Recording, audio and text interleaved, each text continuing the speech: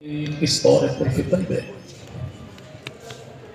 ہمیں آقا مدنی کریم صلی اللہ علیہ وسلم اور آپ کی پاکیزہ آل و اصحاب کے ذکر خیر کے صدقے یہاں مل بیٹھنے کی توفیق عطا فرمائی۔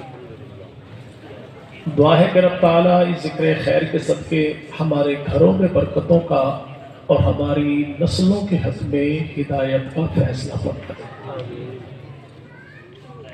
ابھی کچھ ہی دیر پہلے آپ حضرات نے ہمارے فاضل بھائی اور نظریہ ساز خطیب کا بیان سماعت کیا۔ بلا شبہ اس فتنوں بھرے دور میں ایسے ہی نظریاتی بیانات کی ضرورت ہے تاکہ امت مسلمہ کی آنے والی نسلیں تمام تر فتنوں سے اپنے ایمان کو محفوظ کر لیں، اور رب تعالیٰ اس گلشن کو شاد و آباد رکھے جہاں ایک ہی وقت میں ایک خوبصورت گلدستہ آپ حضرات کے سامنے پیش کیا جاتا ہے کہ دن بھر میں آپ نے مختلف انداز میں بیانات سماعت کیے، اور ابھی رات کی جو تفصیل بتائی گئی تو انشاءاللہ اپنی جھولیوں کو آپ خوب بھر کر لے کر جائیں گے انشاءاللہ۔ آج کا یہ دن تاریخ کے بھی لحاظ سے، دن کے بھی لحاظ سے، وقت کے بھی لحاظ سے اور مہینے کے بھی لحاظ سے انتہائی اہم ترین ہے اسلام کی تاریخ میں۔ مدینہ کی دھرتی اللہ کے نبی سن 3 ہجری شوال کا مہینہ 14 تاریخ جمعے کا دن نماز عصر کے بعد آمنہ کے لال نکلے تھے اپنے حجرہ مبارک سے تلوار سجا کے۔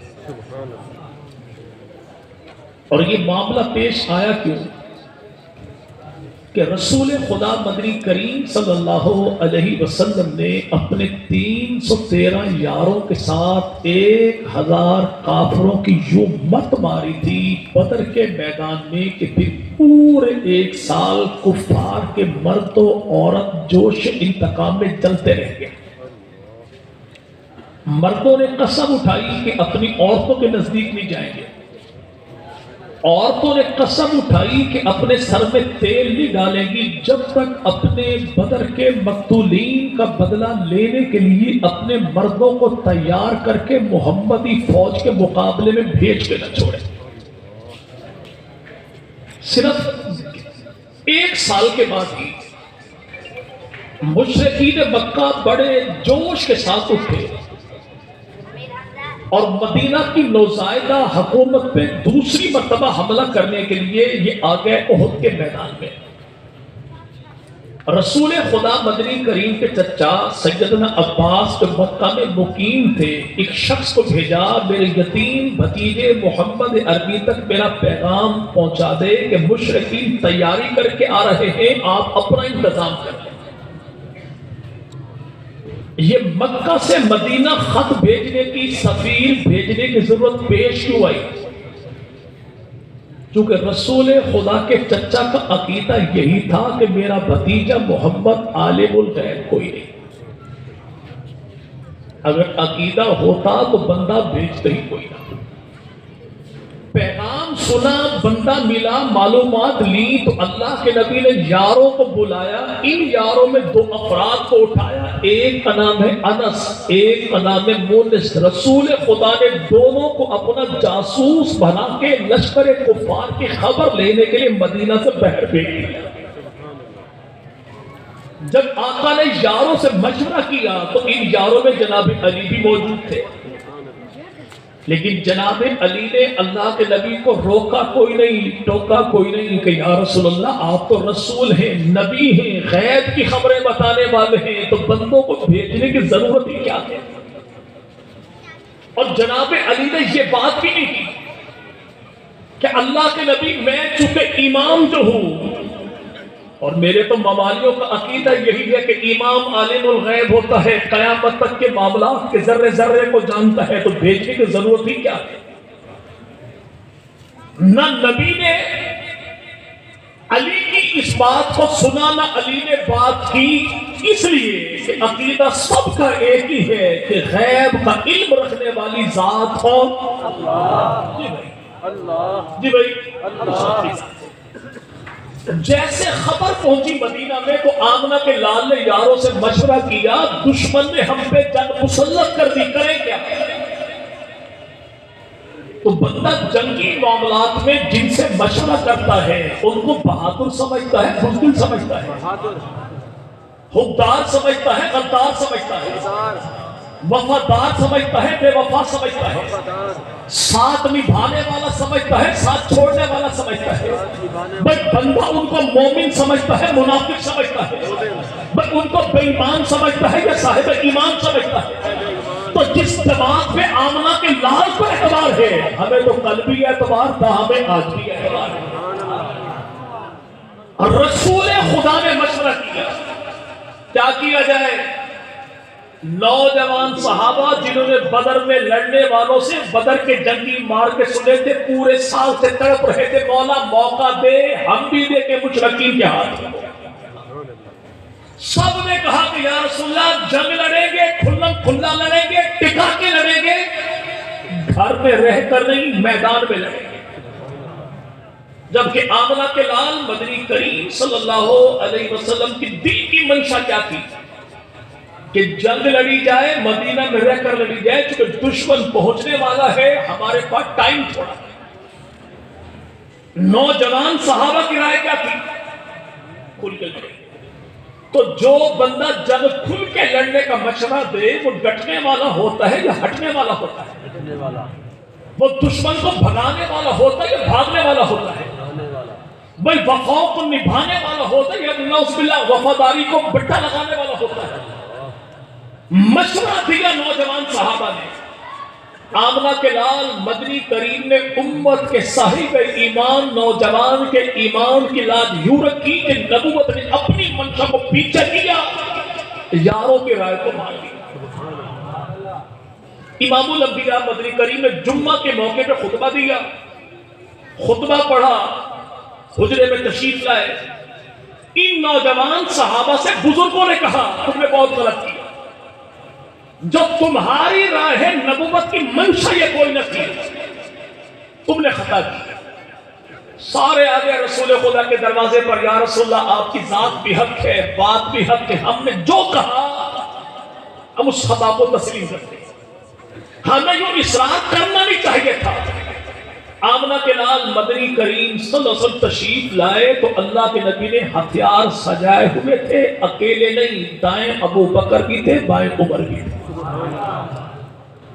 آقا آپ تو حجرے میں ہتھیار سجانے گئے تو یہ دو ساتھ کیوں ہیں؟ فرمایا اسی لیے تاکہ زمانے کو پتہ لگ جائے مشیر بھی یہی ہے، وزیر بھی یہی ہے۔ اب وہ عقل کے اندھے جو کہیں گے جی عمر نے کون سا کافر مارا تھا،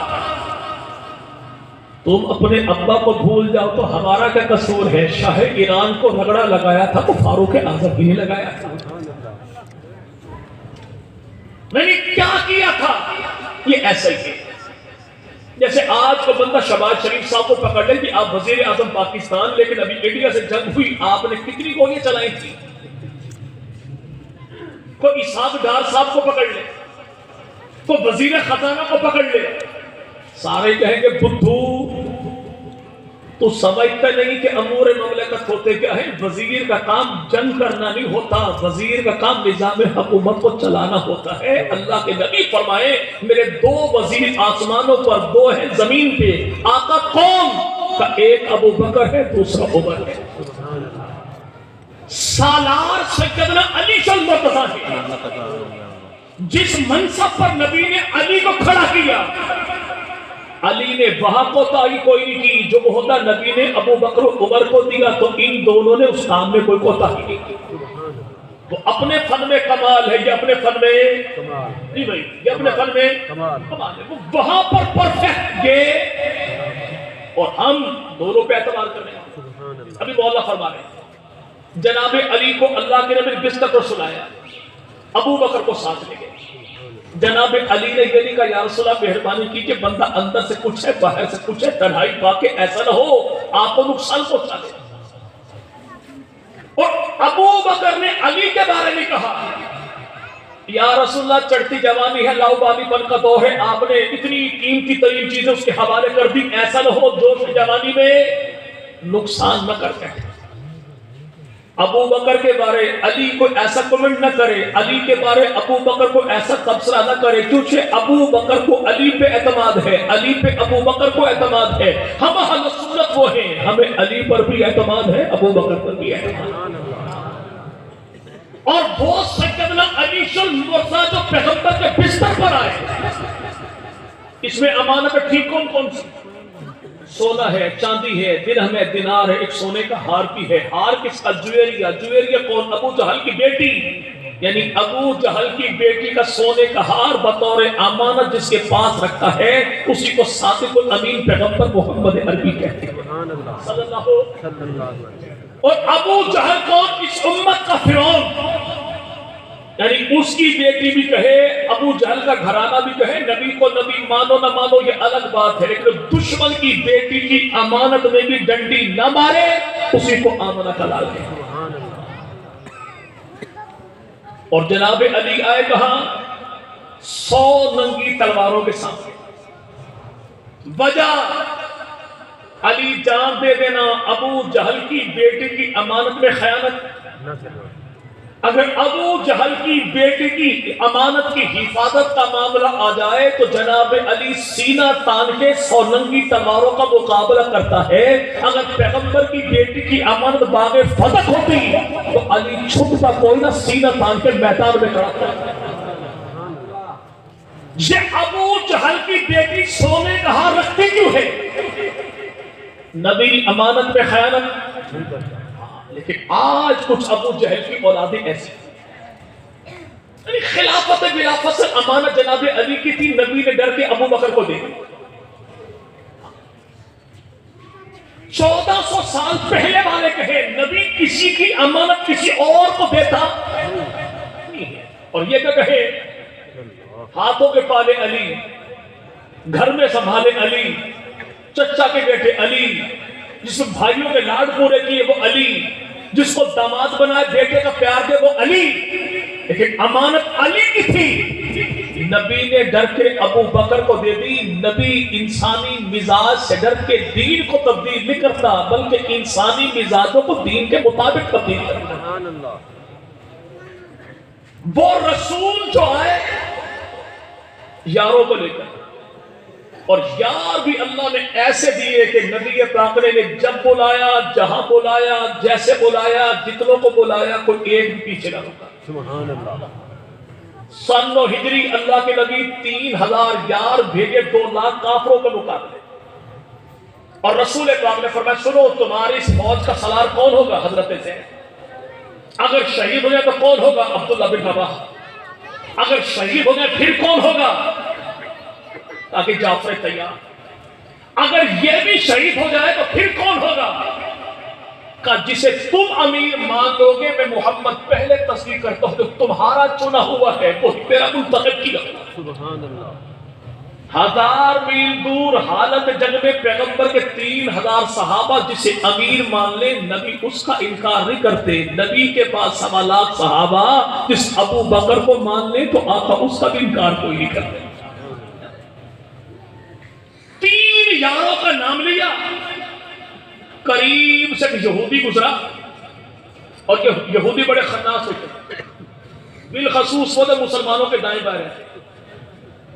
اس نے فوراً کہا سنو تمہارے نبی نے نام لیا 3 کا، یہ بھی شہید، یہ بھی شہید، یہ بھی شہید، اور میں نے آسمانی کتابوں میں پڑھا کہ اگر نبی کسی کی موت کی خبر دے 100 بندوں کا نام بھی لے 100 کے 100 مرے گے، بچے گا کوئی نہیں۔ اگر تمہارے نبی سچے ہیں یہ 3 تو گئے، یہ 3 تو گئے۔ جناب عبداللہ بن رواحہ اٹھے اور فرمایا او یہودی کافر اپنی بوٹھی کو سنبھال، تو کہتا اگر نبی سچے واللہ ہم بچے نہ بچے، نبی اب بھی سچے ہیں، نبی تب بھی سچے ہیں۔ 3000 2 لاکھ کے مقابلے، اور نبی کے صحابہ کا انداز دیکھیں۔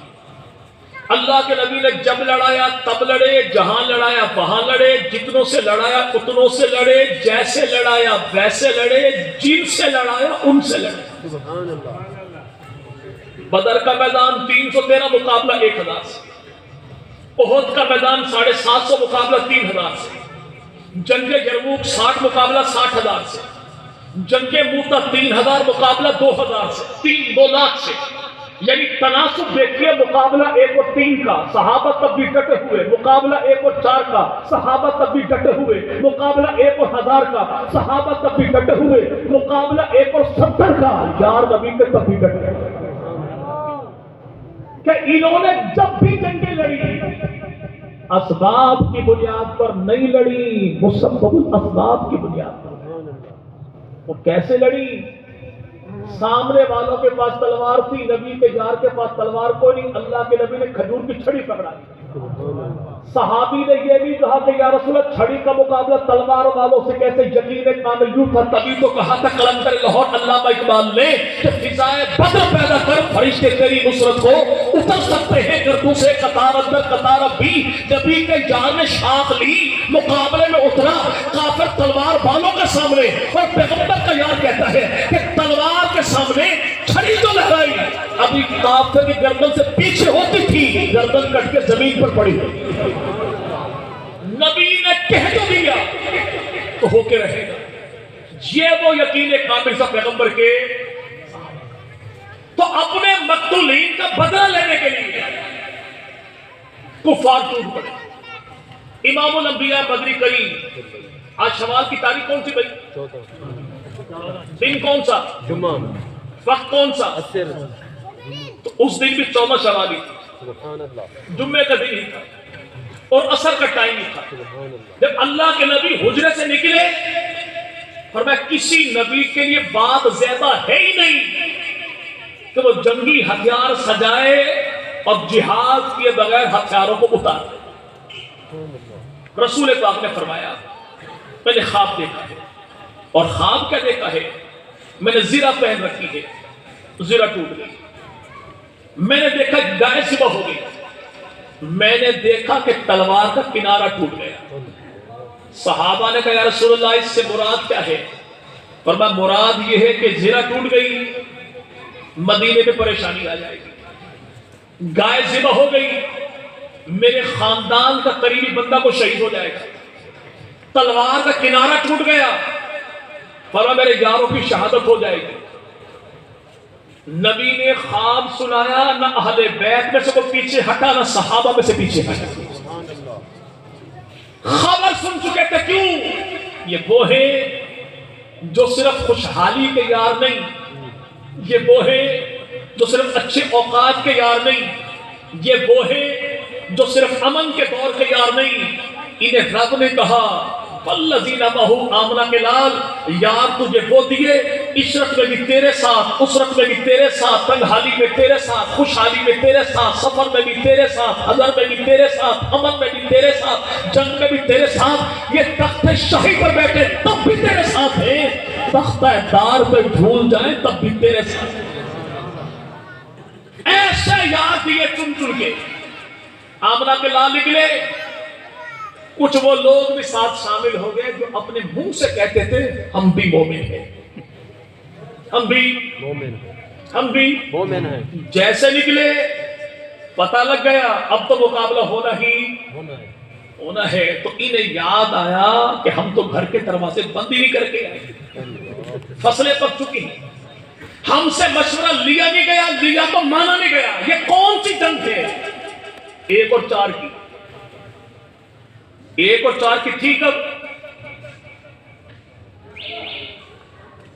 صحابہ نے یہ 1 اور 3 کی تھی، انہوں نے یہ جنگ ہے ہی نہیں، یہ 3 سے نکلے، جنگ ہو گئی 1 اور 4 کی۔ صحابی نے پھر بھی کہا آقا ہم تیار۔ سبحان اللہ۔ مومن نبی سے جڑ کے رہتا ہے اور منافق نبی سے کٹ کے رہتا ہے۔ اللہ نے پاک کو الگ کر دیا، خبیثوں کو الگ کر دیا۔ آمنہ کے لال 1 نمبر تیرے ساتھ، 2 نمبر کو پیچھے۔ اور اگر ایسے حالات نہ آئے یہ بھائی تو پتہ ہی نہ لگے کھوٹا کون ہے کھرا کون ہے، پتہ ہی نہ لگے مخلص کون ہے منافق کون ہے۔ پتہ ہی نہ لگے اپنا کون ہے بیگانہ کون ہے. حالات کی چھلی جب چلتی ہے تو پتہ لگ جاتا ہے کہ ستھرا دانہ کون سا ہے بیگانہ اور پرایا دانہ کون سا ہے. یار نبی کے چل پڑے پہنچے تو میدان احد میں صفیں بن گئی. اللہ کے نبی نے احد کے پہاڑ کو لیا اپنی پیٹھ پہ. اللہ کے نبی فرماتے احد کا پہاڑ جنت کا پہاڑ ہے جو اللہ نے مجھ محمد کو دنیا میں بطور ہدیہ دیا ہے. فرمایا کہ مجھ سے محبت کرتا ہے میں اس سے محبت کرتا ہوں. یہی وہ پہاڑ اس پہ کھڑے ہو کے اللہ کے نبی نے فرمایا تھا ہلتا کیوں ہے. آمنہ کے لال جب چڑھے اس پہاڑ پہ تو خدا کے نبی مدنی کریم کے ساتھ جناب ابو بکر بھی تھے, عمر بھی تھے, عثمان بھی تھے. تو اللہ کے نبی نے فرمایا پہاڑ تو جھومنے لگا. رسول خدا نے پاؤں مارا, فرمایا ٹھہر ہلتا کیوں ہے, تجھے پتہ نہیں تیرے اوپر کون ہے. ایک نبی ہے, ایک صدیق ہے, 2 شہید ہے. کون ہے؟ 2. کچھ شہید وہ بھی ہوں گے. جناب ابو ہریرہ فرمایا وہ کہے گا مولا میں شہید میں نے جان دی. اللہ فرمائیں گے تیرا جذبہ بھی ناکارا, تیرا عمل بھی ناکارا, تیری شہادت بھی ناکارا, کوئی قبول نہیں. لیکن یہ کون ہے؟ کٹے نہیں لیکن صادق الامین پیغمبر پہلے کہتے ہیں صدیق بھی برک ہے, شہید بھی برک ہے. یہ احد کا پہاڑ ہے کون سا جو 9 مربع میل پر پھیلا ہوا. تو آمنہ کے لال فرمائے کہ 9 مربع میل پر پھیلا ہوا یہ احد کا پہاڑ سارے کا سارا سونے کا بن جائے. سارے کا سارا سونے کا بن جائے اور پھر ایک بندے کو مل جائے اور وہ سارے کے سارے کو راہ خدا میں لٹا دے اور دل میں ریاکاری کا ایک رتی برابر بھی کچھ نہ ہو. فرمایا واللہ اس کا 9 مربع میل سونے کا پہاڑ ایک طرف, میرے یار کی ایک مٹھی بھر گندم جو ایک طرف. بھائی جن یاروں کی آدھا کلو گندم جو کا مقابلہ 9 مربع میل کا سونا نہیں کرتا. کائنات مل جائے تو میرے پیغمبر کے کسی صحابی کا مقابلہ بھی کوئی نہیں کرتا. رسول خدا مدنی کریم صفحے جو بنا دی, مکہ سے ایک بندہ پہنچ گیا, مدینہ سے مکہ پہنچ گیا. اپنی فیلڈ میں بڑا نیک شمار ہوتا تھا, لوگ اسے کہتے ہیں راہب کہتے تھے. نام اس کا ابو عامر تھا. نبی کے مقابلے جو آیا تو لوگوں نے کہا اب یہ ابو عامر راہب نہیں, ابو عامر فاسق ہے. اس نے مکے والوں کو خط لکھا جب آؤ نا تو مجھے پہلے بتا دینا, پہلی صف میں مجھے رکھنا. کیوں؟ میرا مدینہ میں بڑا نام ہے, مدینہ والے مجھے دیکھیں گے تو رسول خدا کو چھوڑ کے تمہارے ساتھ مل جائیں گے. کتنی خوش فہمیاں لوگ پال لیتے ہیں بھائی کبھی کبھی, یعنی جبہ گبہ اونچی پگڑی شگڑی خوشبو مشبو لگا کے کسی اور کے کنارے پہنچ گئے. نہیں, بس پہلی صف میں مجھے رکھنا, یہ سنی سارے کے سارے تمہارے ساتھ مل جائیں. اس نے کہا مدینہ والے مجھے دیکھیں گے چھوڑ دیں گے. جیسے یہ آیا پہلی صف میں پہلا پتھر مارنے والا یہی تھا. اور ساتھ ہی نے کہا مدینہ والوں دیکھو میں تمہارا سردار ابو عامر, مجھے دیکھو گے تمہاری آنکھ ٹھنڈی ہو جائے گی. محمدی فوج کا ایک نوجوان سپاہی تھوڑا آگے بڑھا اور اس نے کہا خدا کرے تیرا چہرہ سیاہ ہو جائے, تیری آنکھیں جل جائیں. آمنہ کے لال کے چہرے کو دیکھنے کے بعد تیری کالی بوتھی کو کون دیکھتا ہے؟ اب اس کے جواب میں یہ نوجوان سپاہی تھا کون؟ اس کا نام ہے حضرت حنظلہ. یہ حنظلہ اس کے مقابلے بولا تو یہ کون ہے؟ یہ حقیقی باپ ہے اور اسی کا بیٹا حضرت حنظلہ ہے. باپ تھا کافروں کی طرف سے, بیٹا ہے محمد عربی کی فوج کی طرف سے. پیغمبر کے یار نے باپ کو نہیں دیکھا, رسالت باپ کو دیکھا. اور نبی کے صحابہ ہیں کون, ایسا نہیں کہ لڑائی کسی اور قوم سے ہو جائے تو پھر ہم سے بڑا مجاہد کوئی نہیں. لیکن دشمن رسول و خدا, دشمن صحابہ ہماری اپنی قوم کو ہو تو ہم سے بڑا سفیر امن کوئی نہیں. ابو بکر صدیق حقیقی باپ کے مقابلے بیٹے کے خلاف تلوار لے کر آئے. فاروق اعظم نے بدر کے میدان میں کہا یا رسول اللہ قیدیوں کے بارے میں مشورہ کیسا, میرے رشتہ دار میرے حوالے, علی کے اس کے حوالے, ابو بکر کے اس کے حوالے, اپنے رشتہ دار اپنے ہاتھوں کاٹ کے بتائیں گے جو نبی کا نہیں ہمارا نہیں. جناب سیدنا ابو عبیدہ نے اپنے ہاتھوں اپنے باپ کو ذبح کر دیا. کیوں؟ نبی کے صحابہ نے عملی طور پر بتایا رشتہ خون کا نہیں، نسبت خاتم الانبیاء کا رشتہ.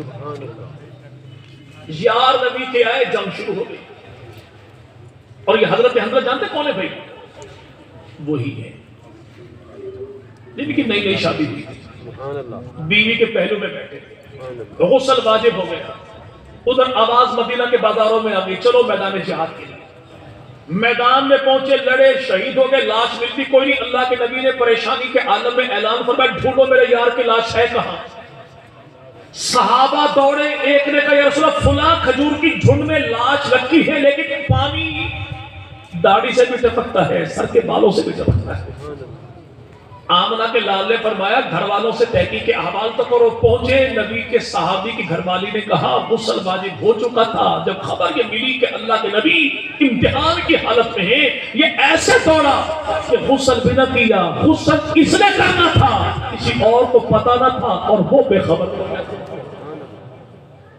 اس نے نبی کے یار کو فرشتوں کے ذریعے اٹھوایا، آسمان کی بلندی پہ بادل کے پانیوں سے سونے چاندی کے برتنوں میں جنتی فرشتوں سے غسل کروا دیا. کسے؟ نبی کے یار. نبی کے جو رب پیغمبر کے صحابی کے جسم پہ جسمانی نجاست کو برداشت نہیں کرتا، وہ دل کی غلاظتوں کو اللہ کیسے برداشت کرے کہ اس کی جسمانی نجاست کو فرشتوں نے دھو دیا اور دل کی جو نجاستیں تھیں کفر کی انہیں ساقی کوثر محمد عربی نے اپنے ہاتھوں سے دھو دیا. یہ تو صحابی کی شادی ہو گئی تھی، ایک اور بھی تھا اس کی بھی شادی ہو گئی تھی. وہ پہنچا کبھی کمرے میں، ادھر مدینہ میں شور مچ گیا. یہ واپس پلٹا تو بیوی نے کہا بندہ خدا کہاں چل دیا. چہرہ دیکھ، چہرہ دکھا، نام پوچھ، نام بتا، تعارف کر، تعارف کروا، پتا تو لگے میری شادی ہوئی کس سے ہے. نبی کے صحابی نے کہا اللہ کے نبی وہاں آلام میں یہاں آرام میں، غیرت برداشت کرتی کوئی نہیں، تیرا میرا اللہ پہ چلے. تو بیوی نے کہا روکتی نہیں لیکن چہرہ دکھا دے، قیامت کے دن پہچان تو دوں شادی ہوئی کس سے. صحابی نے پیچھے مڑ کر ہی دیکھا، چلے تو بیوی نے پیچھے سے قمیض کا پلو پکڑا، پلو پھٹ گیا. دوڑتے صحابی نے کہا پریشانی قیامت کے دن یوں حل کر لینا جس کا قمیض کا پلہ پیچھے سے پھٹا ہوگا تیرا شوہر وہی. ایک اور بھی تھے، وہ شادی کے بڑے تمنائی تھے، نام ان کا ساس تھا، رنگ ان کا کالا تھا. مسجد نبوی میں آئے، 2-4 قدم آگے بڑھے کبھی پیچھے ہٹ گئے. تو آمنہ کے لال نے پوچھا پکڑو سو ہے کون. صحابہ لائے پکڑ کے، پوچھا نام کیا ہے. کہ نام میرا سعد ہے، سعد الاسود کہتے ہیں، کالے رنگ والا سعد. آیا کیوں؟ سنا یہ ہے جو آپ کا غلام بن جائے اللہ اسے جنت کا سلطان بنا دیتے ہیں. لیکن جب میری نظر پڑتی ہے اپنے ہاتھوں پر تو میری رنگت کالی ہے. دل میں یہ بات آتی سب کچھ لٹا دوں اللہ جنت دے گا، اور اللہ فرماتے جنت بڑی حسین ہے، کالے رنگ والے سے جائیں گے تو میرا کیا بنے گا. رسول خدا نے فرمایا تو نے میرے بلال کو نہیں دیکھا، چلتا فرشوں پہ ہے، آواز عرشوں پہ ہے، اس لیے کہ وہ آسمانوں والا رب رنگت کو نہیں دیکھتا، محمد عربی کی سنگت کو دیکھتا. کچھ دنوں کے بعد یہ صحابی پھر آ گئے. ہونٹوں پہ ہلکی ہلکی سی مسکراہٹ تھی، آنکھوں میں حیا تھی، شرم سے بول نہ پائے. آقا نے پوچھا خیریت؟ عرض کیا رسول اللہ جوان ہو گیا، دل یہ چاہتا شادی کرنا. اور میں رشتہ اللہ کے نبی سب کچھ چھوڑ چھاڑ کے آیا، اب تو پہچان یہی ہے کہ میں دربان محمد مصطفیٰ انتظام تو آپ فرمائیں گے. اور میں قبیلہ بنو ثقیف کا سردار ہے، نام اس کا وہب ہے، بیٹی اس کی حسن و جمال میں بڑے، عرب میں مشہور، عقل و دانائی میں مشہور. اس کے پاس جا، تیرا رشتہ میں محمد اس سردار کی بیٹی کے ساتھ طے کر دیا ہے صلی اللہ علیہ وسلم. غلام جھومتا بگایا، خواب دیکھتا بگایا، دروازے میں دستک دی، سردار نکلے باہر. بھائی کیسے؟ اللہ کے نبی نے بھیجا. کیوں؟ رشتہ طے کر دیا. کس سے؟ تیری بیٹی سے. ایک لمحے کروں گا، انکار کوئی نہیں، گھر مشورہ کر لوں، شام کو آ کے جواب دے دوں گا. غلام جو پلٹا، دل میں یہ بات آ گئی ایسا تو نہیں کالی رنگت دیکھ کے وہ رشتہ نہیں دیتا تو ساتھ جنت کیسے ملے گی. الٹے قدم مڑا تو صحیح، گھر میں سے بیٹی نے دی آواز، ابا جی کون ہے؟ کہ پیغمبر کا غلام آیا کیوں ہے؟ تیرا رشتہ لے کے تو موڑا کیوں ہے؟ مشورہ کرنے کے لیے کہ مشورے والی بات کون سی ہے؟ یہ نہ دیکھیے کہ آنے والا کون ہے، یہ دیکھیے اس کو بھیجنے والا کالی کملی والا کون ہے۔ بات طے ہو گئی، گھر میں آ گئے، نبی پاک کے پاس گئے، کچھ دنوں کے بعد کہ یا رسول اللہ اگر اجازت ہو تو امانت اپنے گھر لے آؤں، اور میں کو پیسہ پائی۔ اللہ کے نبی کچھ بھی نہیں، اور میں جا عثمان ابن عفان کے پاس۔ حضرت عثمان کے پاس پہنچے، عثمان سے کہہ نہ سکے کہ نہ تو عثمان نے کہا پریشانی کیا ہے؟ کہ شادی کرنی ہے۔ کہ پریشان کیوں ہوتا ہے؟ غنی کے دل کی تمنا یہی ہے۔ نبی کہتے رہے عثمان دولت لوٹاتا ہے۔ درہم و دینار لیے مدینہ کے بازار میں پہنچے، امتحان آ گئے، شادی، ادھر سے اعلان جہاد۔ عقل کہتی شادی کر، عشق کہتا جہاد کر۔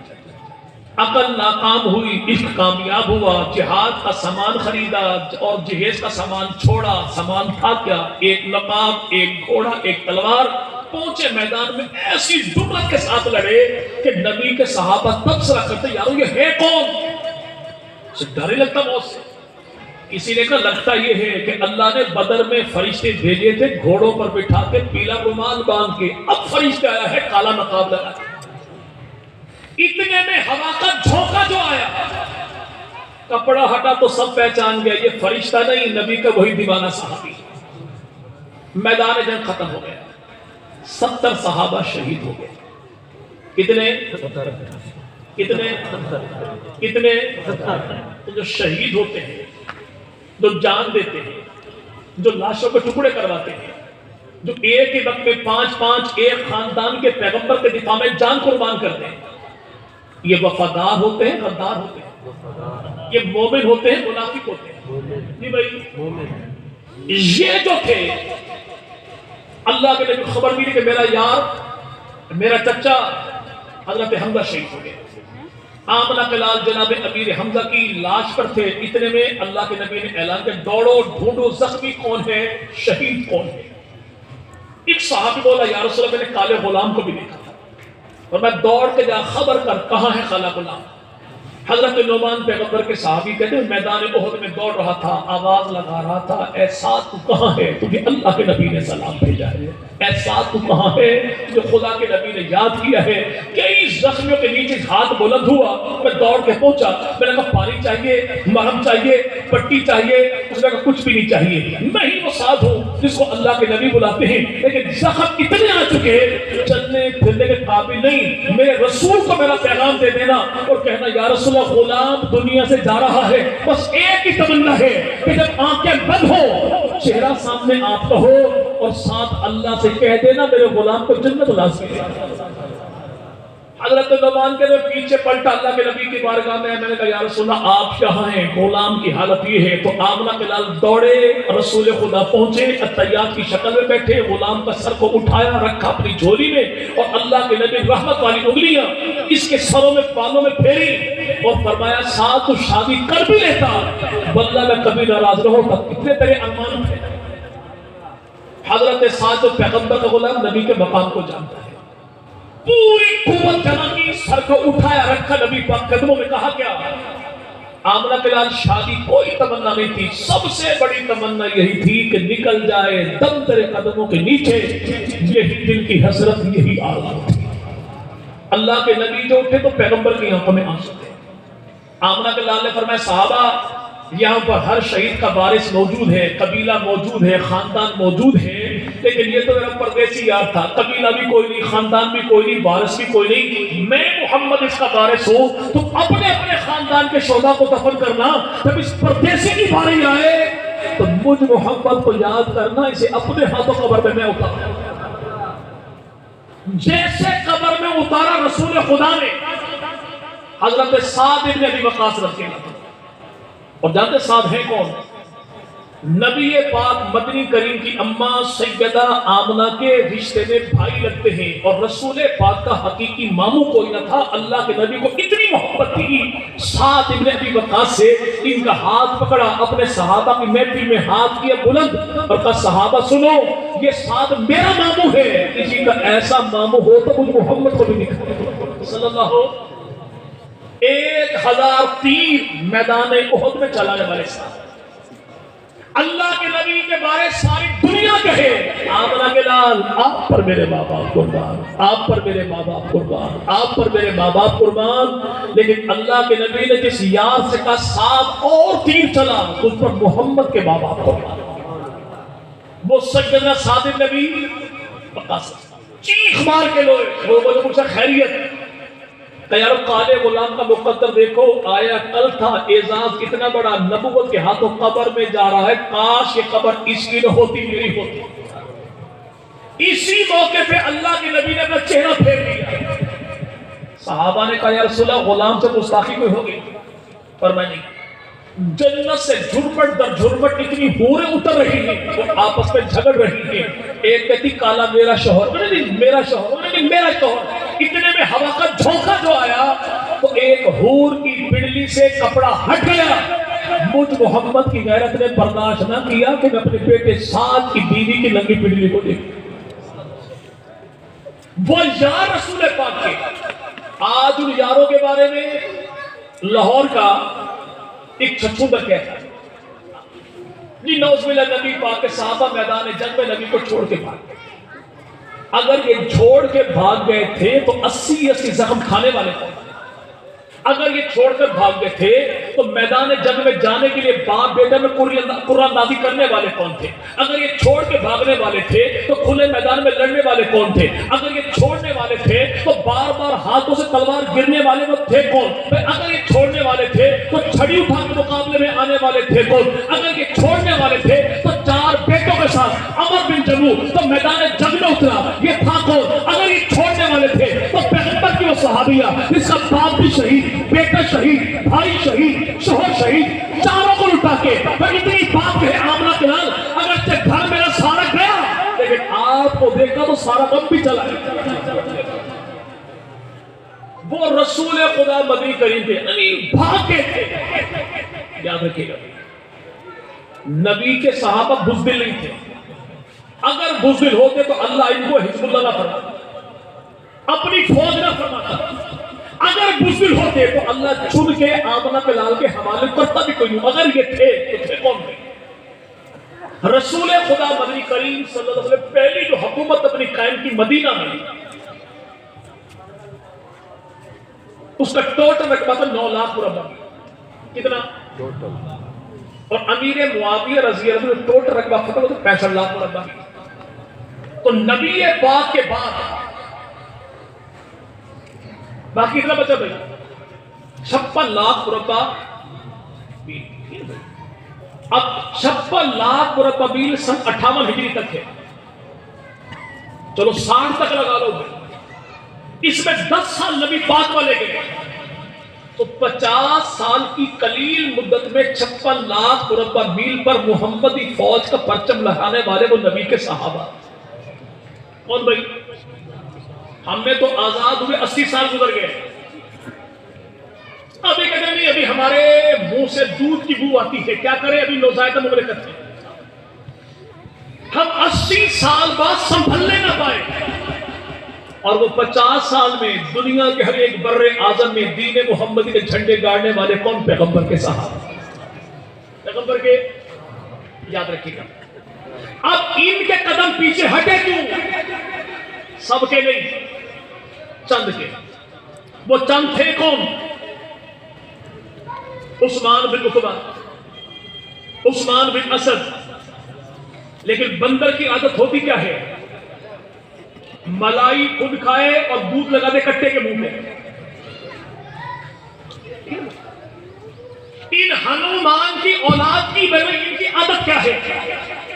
معاملہ عثمان بن عتبہ کا تھا، معاملہ عثمان بن اسد کا تھا، فٹ کر دیا عثمان بن عفان پہ۔ یہ تھے کون؟ وہ چند انصاری صحابہ جو پہلی مرتبہ میدان جنگ میں ہے۔ اور ہوا کیا؟ حضرت مصعب بن عمیر شہید، ان کا قد کاٹ وجاہت نبی پاک سے ملتا جلتا تھا۔ شہید ہوئے مصعب بن عمیر اور خبر پھیل گئی اللہ کے نبی شہید ہو، اللہ کے نبی۔ اچھا آپ میں کتنے بندوں کو یاد ہے مولا اعظم صاحب شہید ہوئے تھے؟ حضرت حیدری صاحب، یہ بھائی ان کا آنا جانا تھا نا یہاں پر، ان کی شہادت کی خبر سن کے کہ آپ سب کے جذبات ایک کیسے تھے؟ نہیں، ہر بندے کا رد عمل مختلف ہوتا ہے۔ یہاں کیا ہوا، اس نبی کی شہادت کی خبر سنی جو نبی کھجور کے تنے کو چھوڑ کے ممبر پر بیٹھے تو کھجور کا تنا یوں روتا ہے جیسے دودھ کو بلکتا ہو بچہ روتا ہو۔ روتا کیوں ہے؟ آمنہ کے لال پہلے آج میرے ساتھ تیز لگاتے تھے، اب آپ ممبر پر بیٹھے، یہ چند فٹ کی دوری یہ کھجور کا تنا برداشت نہ کرے۔ جیتے جاگتے پیغمبر کے صحابہ جو ان کا اٹھنا بیٹھنا نبی کا دیدار کرنا، وہ نبی کی جدائی کیسے برداشت کرتے؟ رسول خدا کی شہادت کی خبر جو سنی، حضرت عثمان ابن عفان لگے دیوار سے اٹھنے کی ہمت کوئی نہیں، جناب علی پر سکتہ طاری ہو گیا۔ اما فاطمہ کہے کہ بابا کی جدائی کا غم اتنا تھا، پہاڑ کو پہاڑ پر رکھ دو ریزہ ریزہ ہو جائے، دن کو رات پہ رات کو دن پہ رکھ دو تو وہ تبدیل ہو جائے۔ اس نبی کی جدائی کا صدمہ تھا کتنا کہ رسول پاک کی سواری جو ابو بکر صدیق نے اونٹ بھی دی تھی 40 دن، بعد میں کہا 2 مہینے نبی پاک کے پاس زندہ رہی، لیکن نبی کی جدائی میں ایک گھونٹ پانی بھی کوئی نہیں پیا، ایک اس نے لقمہ خوراک کا بھی کوئی نہیں کھایا۔ جب ان کی حالت یہ ہے تو ان کی حالت کیا ہوگی جن کے بارے رب کہے محمد الرسول اللہ والذین معہ، یہ لوگ تو جڑے ہی رسول خدا کے ساتھ۔ اب کچھ صحابہ کی کیفیت تھی کیا؟ جب نبی کوئی نہیں تو لڑکے کرنا کیا ہے؟ ہتھیار پھینک دیے، اب زندگی چاہیے کوئی نہیں۔ کچھ صحابہ وہ تھے جنہوں نے کہا جب نبی نہیں تو جس کام کے لیے نبی نے جان دی ہے ہم بھی قربان ہو جائیں گے، دشمن کا ناس مار کے چھوڑیں گے۔ کچھ صحابہ وہ تھے جو واپس مدینہ کی طرف پلٹے، حالات ایسے ہو گئے مدینے والوں کو اطلاع کر دے جا کے، بعض کہتے ہیں دشمن اب ایسے حاوی جو ہو گیا تو دشمن ہمارے مسکن کو مرکز کو مدینہ کو نہیں چھوڑے گا۔ لیکن جنگ کے حالات، جنگ میں رہنے والا جانتا ہے، اور جنگ کے حالات جنگ میں رہنے والے جانتے ہیں، اور وہ پیگنڈوں سے متاثر نہ ہوا کرے۔ ایسے ہی ہے کہ بندہ کو یہاں سے اٹھے، ہاں بیچارہ مولوی صاحب ٹائم ہو گیا، اس نے اپنی مسجد میں نماز پڑھانی ہے، بہر کو بھنگی کھڑا ہو، لگتا ہے مولوی صاحب کسی کے جوتے اٹھا کے آ رہے۔ بھائی وہ کیوں پلٹا یہ تو وہ جانتا، یہ تو ہاں کچھ کے قدم جو پلٹے، دشمن نے کہا نبی سے بے وفائی کی۔ رب قرآن میں کہتا ہے حقیقت یہ ہے، کس نے کہا؟ کس نے کہا؟ اللہ قرآن میں ویسے کہہ دیتا پھر بھی بات ٹھیک، رب انما کہ حقیقت یہ ہے کیا؟ یہ دل سے نبی کے غدار نہیں تھے، بے وفا نہیں تھے، شیطان نے ان کے قدم ڈگمگا دیے۔ کس نے کہا؟ جی بھائی شیطان نے قدم ڈگمگا دی، دلوں میں بات کے ڈال دی، نبی پاک شہید ہو گئے۔ یہ قدم جو ہٹے، ہٹنے چاہیے نہیں تھے، اللہ کے ہٹے، ابھی معافی انہوں نے مانگی کوئی نہیں۔ میں رب پہلے کہتا ہوں کہ میں نے اپنے فضل سے ان کو معاف کر دیا۔ مولا کیوں معاف کیا؟ تو اپنے فضل سے۔ انہوں نے معافی مانگی نہیں تو اپنے فضل سے، ان کی معافی بنتی نہیں تو اپنے فضل سے۔ کہتا معاف ہوئے کیسے؟ اللہ کہتا اپنے فضل سے۔ وہ رب کہے کہ میں نے اپنے فضل سے معاف، لیکن یہ کہ میں معاف نہیں کرتا، ایسے ہی رزلٹ آ گیا، بچے سارے خوش تھے، لیکن اسکول کے گیٹ پہ ایک بھنگی صاحب سر پکڑ کے گئے۔ کسی نے پوچھا خیریت؟ کلاس ساری پاس ہو گئی۔ اس نے کہا آپ استاد ہیں؟ پرچے آپ نے چیک کیے؟ نہیں۔ بھئی آپ اسکول میں کرتے کیا ہیں؟ جی میں تو اسکول کی لیٹرینیں صاف کرتا ہوں۔ تو سارے کہیں گے چوڑی کا کتا تیرا کام لیٹرینیں صاف کرنا ہے، پیپر مارک کرنا نہیں، نمبر لگانا نہیں۔ یہ کہتا معاف کیا کیسے؟ اللہ کہتا اپنے فضل سے کیا ہے، تیری سنتا کوئی نہیں، اس کی موڑ کا کوئی نہیں۔ پھر رب کا انداز دیکھیے.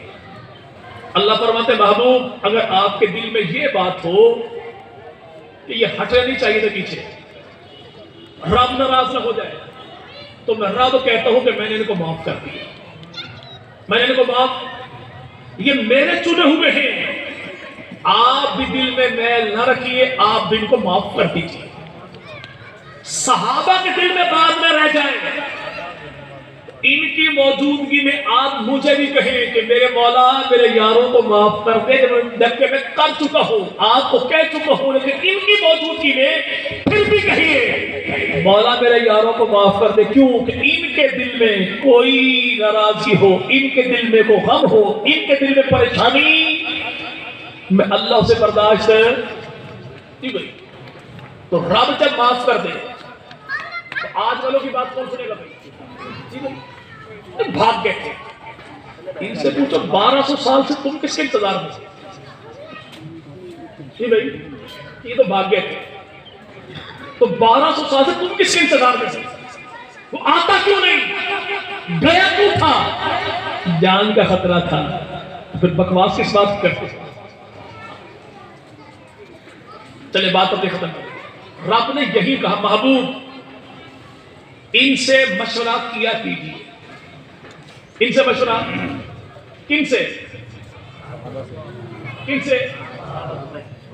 صحابہ سے نہیں، اور سارے صحابہ سے بھی نہیں. ان سے. ان سے وہ جن 2-4 قدم پیچھے ہٹ گئے. ان سے کیوں؟ اگر آپ نے ان سے ویسے ہی مشورہ نہ کیا، ان کے دل میں بات آ جائے گی یار وہ معاملہ ہو گیا تھا، لگتا ہے نبی ابھی تک ناراض ہیں، ہم سے مشورہ لیا کوئی نہیں. آمنہ کے لال اپنے امور میں، اہم ترین امور میں، امور نبوت میں، اپنے کاموں میں، جنگی معاملات میں، آمنہ کے لال اپنی زندگی کے معاملات میں جن میں مشورہ مطلوب ہو کسی اور سے کیجیے نہ کیجیے، ان سے ضرور کیجیے. ان سے کیوں؟ تاکہ ان کے دل میں کوئی بات آئے ہی نہیں. ان کو ایسے خوش کر دیجئے کہ معاملہ کو ہوا ہی نہیں تھا. تو یاد رکھیے گا وہ رسول خدا کے صحابہ، نبی کے اہل بیت، وہ دونوں نبی کے شایان شان تھے. اس لیے تو اللہ نے 1.25 لاکھ امتوں میں چن چن کے انہیں پیغمبر مدنی کریم کے حوالے کیا. اور اسی جنگ میں بات اپنے ختم کرتے ہیں. آج جنگوں کے حالات دیکھ رہے بھائی جی، لیکن ایک جنگ اللہ کے نبی نے جنگوں کو بھی عبادت بنا دیا. اصول دیے کیا؟ فاتح بن جاؤ تو مکانوں کو نہ ڈھانا، بغیر ضرورت کے جانور ذبح نہ کرنا، دشمن کی عورت پر ہتھیار نہ اٹھانا، ان کے بچوں کو ذبح نہ کرنا، مذہبی رہنما کو قتل نہ کرنا، فصلوں کو آگ نہ لگانا، شہروں کو تاراج نہ کرنا. اور یہاں والے آج کہیں ایسی things right in love and war کہ محبت جنگ میں سب کچھ جائز ہے. تو آمنہ کے لال میدان میں پہنچے، احد کی جنگ، پیغمبر کا صحابی سیدنا ابو دجانہ تلوار ہاتھ میں اٹھائی جو فضا میں، سامنے خاتون آ گئی مشرکین کی، کافروں کے دشمنوں کی. نبی کے یار نے تلوار ماری نہیں، سر سے گھما کے زمین پہ دے ماری. کسی نے کہا ماری کیوں نہیں تلوار؟ کہ اللہ کے نبی نے فرمایا تھا کہ دشمن کی عورت پر بھی ہتھیار نہ اٹھانا، تلوار نہ اٹھانا. نبی کے جو یار حالت جنگ میں، میدان جنگ میں دشمن کی عورت پہ تلوار نہ اٹھائیں، وہ مدینہ کے شہر میں پیغمبر کی بیٹی پر ہتھیار کیسے اٹھا سکتے ہیں؟ جنگوں میں نہ اٹھائیں. اب کچھ لوگ کہتے ہیں کہ اب دیکھو حالات بڑے گڑبڑ ہیں، ان کا وہ چلا گیا، آپ ان کے ساتھ کھڑا ہونا چاہیے، آپ کو ان کے ساتھ کھڑا ہونا چاہیے. ادھر بھی پڑوسی ہے، ادھر بھی پڑوسی ہے، درمیان میں پلاٹ میرا ہے، یہ بھی چاہتا قبضہ کروں، یہ بھی چاہتا قبضہ کروں. جنگ دونوں کی پلاٹ کے قبضے کے لیے. تو میں کس کو مجاہد کہوں؟ جی بھائی، وہ کہتا گریٹر اسرائیل، وہ کہتا گریٹر ایران، وہ کہتا قبضہ میں نے کرنا ہے، وہ کہتا قبضہ میں نے کرنا ہے. جی بھائی، نہیں اس کے خلاف ہے. پچھلے دنوں سرگودا سے پروگرام تھا، آپ پتہ نہیں کیا کہتے ہیں، جھا جھمورا جھا خارپشت جو سانپ کو مارتا ہے، گھروں میں رہتا ہے، سیاہ رنگ کا گینٹ بن جاتا ہے، کیا کہتے ہیں اسے؟ تو جا مفتی طاہر مسعود صاحب پوچھنے لگے کہ کیا ہے یہ؟ تو دوستوں نے بتایا، کچھ میں نے بتایا کہ اس کو جھا کہتے ہیں، خارپشت کہتے ہیں، گھر میں اگر ہو تو سانپ آتا، کوئی سانپ لے کر اس کو مار بھی دیتا ہے، تو کہیں گے بڑی کارآمد چیز ہے۔ میں کہتا ہوں ایک بات بتائیں، اگر یہ جھاگ میرے گھر میں نکلنے والے کالے کوبرے سانپ کو مار دے تو اس کے بعد میں سے خرگوش کہوں یا جھاگ کہوں؟ اس کے بعد یہ حلال ہو جائے گا، حرام ہی رہے گا؟ تو کہا یہ ایسے ہی رہے گا۔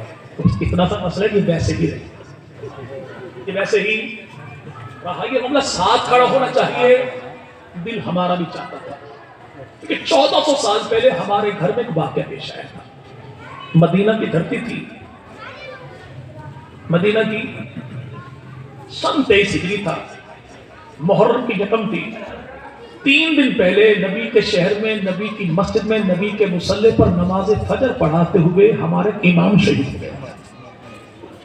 وہ نبی کی دعا تھا لیکن علی کا داماد بھی تھا۔ یہ مدینہ کی دھرتی پہ گرا جو صحیح، خون بہا نبی کے مصلی پر۔ ہم بھی چاہتے تھے کہ ہمارے دائیں بائیں رہنے والے پڑوسی ہمارے آنسو بھی پوچھیں، کاندھے پر ہاتھ بھی رکھیں، ہمیں تھوڑا سا حوصلہ بھی دیں۔ اور یہ گرنے والا تھا کون؟ جسے گرنے پر کہنے والوں نے کہا تھا عمر تیرے گھاٹے قیامت تک پورے نہیں ہونے۔ یہ تھا کون؟ جس کے بارے کسی کہنے والے نے کہا تھا کہ دنیا مجھے ایسا کوئی سالار دکھائے، کتوں کو بھی بھوکا جو سونے نہیں دیتا۔ یہ فاروق اعظم تڑپ رہا تھا نبی کے مصلی پر، لیکن ایسے میں کچھ لوگ دائیں بائیں سے نکلے، وہ بجائے مقتول کے سرانے کھڑے ہونے کے قاتل کے سرانے کھڑے ہو گئے۔ انہوں نے مقتول کا ساتھ نہیں دیا، قاتل کا ساتھ دیا تھا۔ ہمارے ساتھ کھڑے بھی ہوئے، اس کے ساتھ کھڑے ہو گئے۔ مدینہ والے مقتول کے ساتھ تھے، فارس والے قاتل کے ساتھ تھے۔ مدینہ والوں نے مقتول کو اٹھایا، نبی کے پہلو میں سلا دیا، فارس والوں نے قاتل کو اٹھایا اور فارس میں اس کا مزار بنا دیا۔ یعنی اس دور میں پہلے قتل کے موقع پر یہ لوگ ہمارے ساتھ نہیں، مقتول کے ساتھ نہیں، قاتل کے ساتھ کھڑے ہو کے انہوں نے بتا دیا تھا کہ ہمارا مدینے والوں کے ساتھ، مدینہ سے تعلق رکھنے والوں کے ساتھ جوڑ ہے ہی نہیں، تعلق ہے ہی نہیں۔ تو اب ہم کہتے ہیں ہو اور چپ چوری دے گئے۔ کل ہمیں دکھ تھا، ہمیں تکلیف تھی، ہمارا مصلی تھا، خون بہا تھا نبی کے شہر میں، مسجد نبی میں، اور یہ پہلا واقعہ تھا اسلام کی تاریخ کا، لیکن لوگ قاتل کے ساتھ کھڑے ہوئے تھے، مقتول کے ساتھ نہیں۔ تو تعلق جوڑا توڑا تم نے ہے، آج ہم پہ اعتراض کیسا؟ جی بھائی، اور تب تک آخری بات یہ ہے، ہم پاکستانی ہیں، ہم کیا ہیں؟ افغانستان سنی اسٹیٹ ہے، افغانستان اکثریتی دیوبندی ہے، افغانستان اکثرتی وہاں کے لوگ، یہاں پہ ہمارے کاروباری بھی ہیں، اداروں کے طالب علم بھی رہے، لیکن اسی افغانستان کی سرزمین کو اگر کوئی پاکستان کا دشمن اپنے مذموم مقاصد کے لیے استعمال کرے گا تو ہم پاکستان کے ساتھ تو کھڑے ہوں گے، افغانستان کے ساتھ نہیں۔ نہ افغانستان نہ ایران، سب سے پہلے اور اس سے جلنے والی بات تھی کون سی؟ اگر جنرل حافظ عاصم منیر صاحب نے کہہ دیا تھا کہ جن کو ایران سے بہت زیادہ محبت ہے وہ ایران چلے گئے، تو اس میں پریشانی والا معاملہ کون سا؟ بھائی تمہیں محبت زیادہ نہیں تو بھی چپ ہو جاتے، زیادہ تھی تو پیکج ملا تھا تشریف لے جاتے، لیکن تم نے وہ کام کیا، وہ جنگ کے بعد نتیجہ نکالنا تھا نا۔ اگر خدا نہ خواستہ پاکستان پہ جنگ مسلط ہو جاتی، پتہ تب چلتا کہ ہمارے کون ہیں، بحر والوں کے کون ہیں۔ یہ تو عسکری بصیرت ہے ہمارے جنرل کی، جس کے ایک ہی جملے نے بغلوں میں چھپے ہوئے بادروں کو باہر نکال دیا کہ اپنا کون ہے، بیگانہ کون ہے، کن پہ اعتماد کرنا ہے، کن پہ اعتماد ہے، کون دشمن کی پراکسی بار لڑے گا، کون دشمن کے مذموم مقاصد کو۔ ہم سے زیادہ رگڑا لگا بھی کسی کو نہیں، کہ بھائی ابھی جب نام لیا گیا نا تو میں نے حضرت سے کہا کہ خوشخبری یہ ہے کہ الحمدللہ میری پابندیاں ختم ہو گئی ہیں، ورنہ اسی آپ کے پڑوس میں میرا حقیقی بھانجا فوت ہو گیا، لیکن انتظامیہ نے جنازے بری آنے کے تو بھائی ہم سے زیادہ دیوبندیوں سے زیادہ رگڑا لگا بھی کسی کو نہیں، لیکن دیوبندیوں سے زیادہ پاکستان زندہ باد کا نعرہ لگایا بھی کسی نے، کیونکہ یہ ملک پاکستان ہمارے اکابر کی مقدس ترین امانت ہے، ٹھیک ہے نا بھائی، اور اپنی امانت سے ہم کسی کو کھلواڑ کرنے نہیں دیں گے، تو کسی ملک کا بن کے آ جائے ہمارے نزدیک سب سے مقدم پاکستان ہے۔ یہی کہا تھا امیر شریف رحمۃ اللہ نے، بھائی مسجد بنے کہاں یہ اختلاف تو ہو سکتا ہے، جب مسجد بن جائے تو پھر دونوں پارٹیوں کا کام مسجد کا احترام کرنا، تحفظ کرنا ہے، اور ملک پاکستان مسجد کی طرح مقدس ہے۔ انشاءاللہ ہم جئیں گی بھی اسی وطن کی مٹی پہ اور مریں گے بھی اسی وطن کی مٹی پہ، اور اس وطن کی مٹی سے زیادہ عزیز ہمیں کون سی مٹی ہو سکتی ہے؟ تو اتنی قدر شناس ہے کہ اسی مٹی میں صحابہ کا غلام جائے تو خوشبو بن جاتی ہے، صحابہ کا دشمن جائے تو جہنم کا انگارہ بن جاتی ہے، تو ہم اسی مٹی کے ساتھ ہیں۔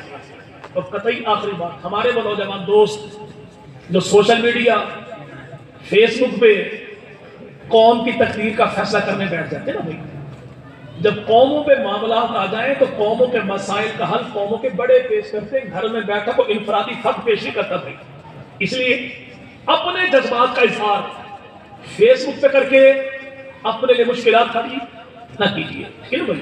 مشرق والے مغرب والے ایسے دیوانوں کو ڈھونڈتے ہیں کہ جو ان کے جذبات کی تسکین کریں، وہ ظاہری طور پہ اپنا بن کے آپ کے جذبات کی تسکین کرتے ہیں، پھر ایجنڈا پورا اپنا کرواتے ہیں، پھر جب گھر کے دروازے پر 4 ہوٹل والی